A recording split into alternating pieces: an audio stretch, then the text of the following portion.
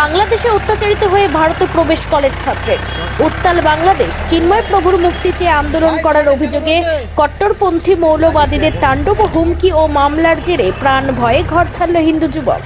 রাজগঞ্জ ব্লকের করতোয়া নদীর সাঁতরে ভারতে প্রবেশ করলে তাকে আটক করে বিএসএফ, তুলে দেয় রাজগঞ্জ থানার পুলিশের হাতে। জিজ্ঞাসাবাদের পর তাকে গ্রেপ্তার করে পুলিশ। বুধবার তাকে জলপাইগুড়ি জেলা আদালতে তোলা হয়। জানা গিয়েছে, ওই যুবকের নাম জীবন বর্মন, বয়স 21। তার বাড়ি বাংলাদেশের রংপুর জেলার ঠাকুরগাঁও গ্রামে। সে ঠাকুরগাঁও গভর্নমেন্ট কলেজের বিএ প্রথম বর্ষের ছাত্র। জীবন বর্মন। কত বছর বয়স? বাড়ি কোথায়?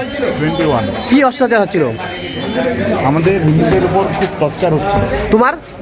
তোমার পরিবারের উপরে টর্চার তোমাদের কি হুমকি টুমকি দিয়েছে?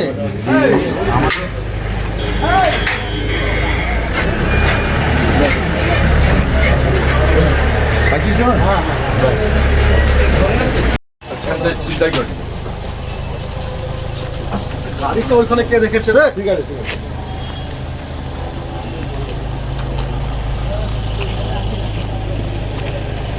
শুনে